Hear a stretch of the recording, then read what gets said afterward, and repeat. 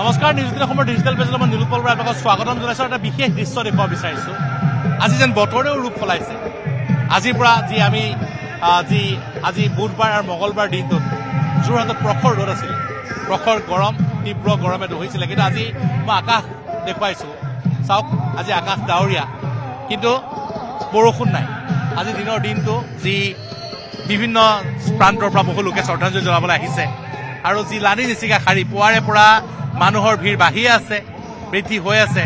বৰ্তমান যোৰহাটৰ বৰুৱা চাৰিআলিলৈকে বৰ্তমান ভিৰ, লানি নিচিগা শাৰী। সকলোৱে এবাৰ প্ৰাণৰ শিল্পীগৰাকীক শেষ শ্ৰদ্ধাঞ্জলি জনাবলৈ বিচাৰিছে, আহিছে আৰু তেওঁৰ যি ইয়াত চিতাভস্ম আছে সেয়া তেওঁ ইয়াত আহি পেলাই তেওঁলোকক ইয়াত যি শেষ শ্ৰদ্ধাঞ্জলি জনাইছে। কিন্তু মই এটা কথা কৈছোঁ যে মই দেখুৱাইছোঁ বৰ্তমান এয়া দুৰ্গোৎসৱৰ বতৰত বৰ্তমান সকলোৱে আহিছে।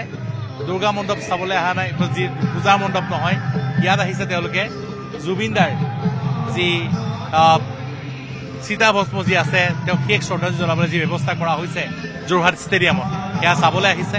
আৰু মই দেখুৱাইছোঁ এই ভিৰ কেৱল মাত্ৰ যোৰহাট ষ্টেডিয়ামত নহয়, সমগ্ৰ যি পথছোৱা, যি বৰ্তমান বৰুৱা চাৰিআলিৰ পৰা ইয়ালৈকে সমগ্ৰ পথছোৱাত দেখিবলৈ পোৱা গৈছে যে যি জুবিন অনুৰাগীৰ লানি নিচিগা শাৰী।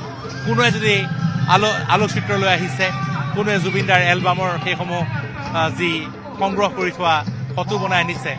আৰু মই এটা দৃশ্য দেখুৱাম, মই ইয়াত দেখুৱাইছোঁ, এয়া যে শ্ৰদ্ধাঞ্জলি জনাইছে, মই এটা দৃশ্য দেখুৱাম। প্ৰতিগৰাকী অনুৰাগীয়ে কিন্তু মাত দিছে, এবাৰলৈ হ'লেও মাত লগাইছে জুবিন গাৰ্গৰ পত্নী গৰিমা শইকীয়া গাৰ্গে। আমি দেখুৱাইছোঁ প্ৰতিগৰাকী অনুৰাগীয়ে তেওঁৰ লগত কথা পাতিছে, তেওঁলোকৰ কথাটো যত্ন কৰিছে, প্ৰতিগৰাকীয়ে হাতযোৰ কৰি তেওঁলোকক মাত দিছে। মই দেখুৱাইছোঁ এয়া চাওক। লগত আছে নৱনীতা শৰ্মা, যতীন বৰাৰ পত্নী, লগত আছে সিদ্ধাংকুৰ শৰ্মা, যোৰহাটৰ যুৱনেতা। আৰু প্ৰতিগৰাকী ব্যক্তিক হাতযোৰ কৰি তেওঁ সম্বোধন কৰিছে, মাত লগাইছে। ইমান এক কৰুণ মুহূৰ্তটো যি আজি আমি দেখুৱাইছিলোঁ কিছু সময় পূৰ্বে যেতিয়া নাম গাই আছিলে, তাত তেওঁ শোকত ভাগি পৰিছিলে কালি। তাৰপিছত বৰ্তমান আহিছে, পুনৰ এই ঠাইলৈ আহিছে য'ত জুবিনদাৰ অস্থি ৰখা হৈছে। তাতে বৰ্তমান যিসকল লোক আহিছে প্ৰতিগৰাকীয়ে মাত লগাইছে। আমি কথা পাতিবলৈ চেষ্টা কৰিম, বিভিন্ন যিসকল লোকে ইতিমধ্যে শ্ৰদ্ধাঞ্জলি জনাই আহিছে তেওঁলোকৰ সৈতে আমি কথা পাতিবলৈ চেষ্টা কৰিম, আমি দেখুৱাম।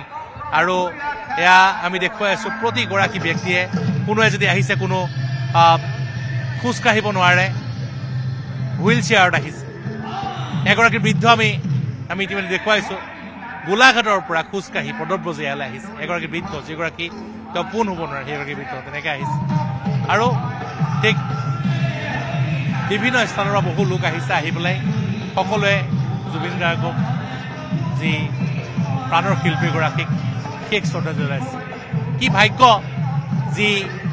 যিগৰাকী শিল্পীৰ 50 বছৰীয়া জন্মদিন এইখন ষ্টেডিয়ামত আজিৰ পৰা 2 বছৰ আগত উলহ মালহেৰে উদযাপন কৰা হৈছিলে। সেইগৰাকী প্ৰাণৰ শিল্পীৰ আদ্য শ্ৰাদ্ধ এইখন ষ্টেডিয়ামত অনুষ্ঠিত কৰিবলগীয়া হৈছে। কোনো নভবা নিবিচৰা এক মুহূৰ্ত, কিন্তু তথাপিও সকলোৱে প্ৰাণৰ শিল্পীগৰাকীক ৰাজকীয় বিদায় দিছে। যি এক কথা ক'ব লাগিব, যিগৰাকী শিল্পী কেৱল মাত্ৰ শিল্পী নহয়, অসমীয়া জাতিৰ বাবে যেন ভগৱান আছিলে। আৰু সেই কথা আজি পুনৰ পদে পদে প্ৰমাণ হৈছে। মই পুনৰ দেখুৱাইছোঁ, এখন গামোচাত লিখি আনিছে। এইদৰে বহু ব্যক্তিয়ে বিভিন্ন ধৰণৰ যি তেওঁলোকে শ্ৰদ্ধাঞ্জলি জনাবলৈ লৈ আহিছে। মই জানিবলৈ চেষ্টা কৰিম। মই গছৰ সন্তান, মই পাহাৰৰ সন্তান, মই নদীৰ সন্তান। জুবিনদাৰ যি প্ৰকৃতি প্ৰেম, সেই প্ৰকৃতি প্ৰেমক সকলো অনুৰাগীয়ে জানে। আৰু সেই প্ৰকৃতি প্ৰেমকে যেন দেখুৱাইছে, মই গছৰ সন্তান, মই পাহাৰৰ সন্তান, মই নদীৰ সন্তান। মই আপোনাৰ নামটো জানিব চেষ্টা কৰিম। আপোনাৰ নামটো? মোৰ নাম হিমাশ কছাৰী। আপুনি ক'ৰ পৰা আহিছে? মই তিতাবৰৰ পৰা আহিছোঁ। জুবিনদাৰ এজন ডাঙৰ অনুৰাগী। জুবিনদাৰ ফেন ক্লাবত আমি কাম কৰিছোঁ।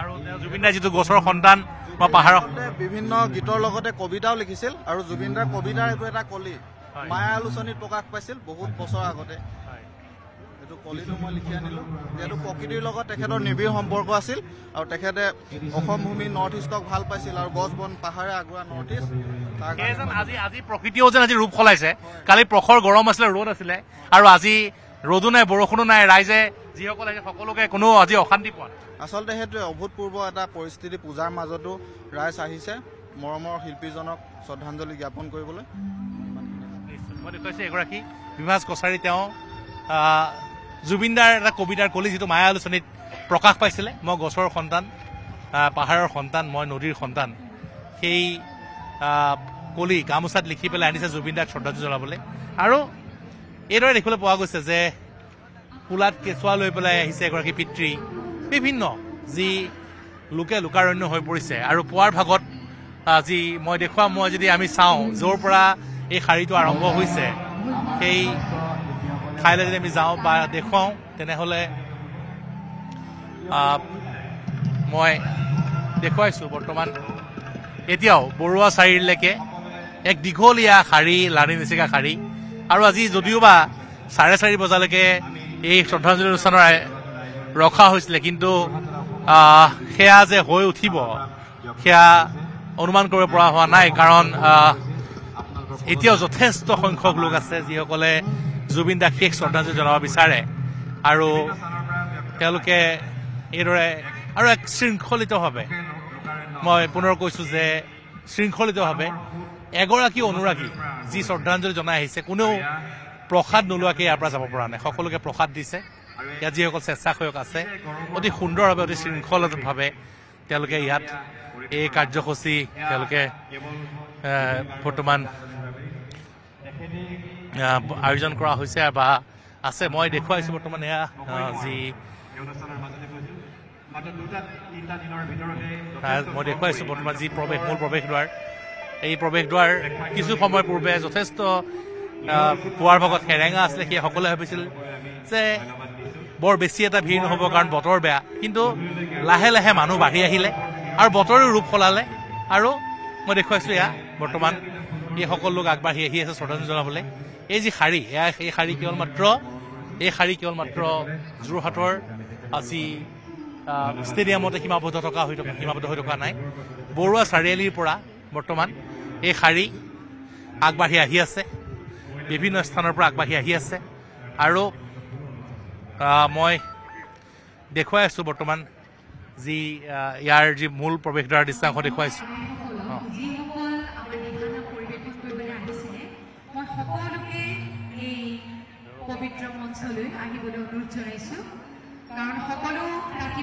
আৰু মই দেখুৱাইছোঁ বৰ্তমান কেইজন ব্যক্তি আছে আমি জানিব চেষ্টা কৰিম ক'ৰ পৰা আহিছে আমি ইয়াতে সোণালী জয়ন্তী নগৰ মানুহ এতিয়া বৰুৱা চাৰিআলিলৈকে লাইন হৈ আছে একদম পুৰা মই দেখুৱাইছোঁ বৰুৱা চাৰিআলিলৈকে শাৰী পাতি আছে আপোনালোকে কিমান সময় শাৰী পাতিলে আমি আহি আছোঁ এতিয়া হিটো অলপ কমিছে আমি আহি লাহে লাহে কমিছে কালি খুব গৰম আছিলে আজি মানে ভাবিছিল যে বহুত কষ্ট হ'ব বতৰ সলাই দিলে এনেকুৱা মানুহ আৰু পৃথিৱীত নেদেখোঁ আৰু এনেকুৱা মানুহ আৰু পৃথিৱীত নেদেখোঁ সেয়া এনেকুৱা মানুহ আৰু পৃথিৱীত নেদেখোঁ সেয়া সকলোৱে ক'বলৈ বাধ্য হৈছে নিশ্চয় দেখুৱাইছোঁ সকলোতে মাথো এটাই ধ্বনি শুনিবলৈ পোৱা গৈছে জয় জুবিন দা আৰু জুবিন গাৰ্গ সঁচাই এক ঐশ্বৰিক শক্তি সম্পন্ন আছিলে আজি তেওঁৰ পত্নী গৌৰমীয়া শইকীয়াকে কৈছিল যে তেওঁৰ ঐশ্বৰিক শক্তি আছিল আৰু সেয়ে আজিৰ তেওঁ আদ্যশ্ৰাদ্ধৰ দিনটোতে আজি তেওঁৰ যি মৃত্যুৰ মূল দায়ী অভিযুক্ত শ্যামকানু মহন্ত সিদ্ধাৰ্থ শৰ্মা যাক সমগ্ৰ অসমৰ ৰাইজে গ্ৰেপ্তাৰ কৰাটো শাস্তি দিয়াটো বিচাৰিছিল সেই দুয়োগৰাকী ব্যক্তি আজি ৰাতিপুৱাই গ্ৰেপ্তাৰ হ'ল আৰু এটা সংযোগ আমি ক'ব লাগিব যে তেওঁৰ ভগ্নী যি জংকী বৰঠাকুৰ যিগৰাকীৰ মৃত্যু হৈছে বহু বছৰ আগে তেওঁক লৈ পেলাই যি জুবিন দায়ে গীতো লিখিছিলে সেই জংকী বৰঠাকুৰ আজি জন্মদিন আৰু আজি জুবিন দাৰ আদ্যশ্ৰাদ্ধ গতিকে বহু কথা আছে বহু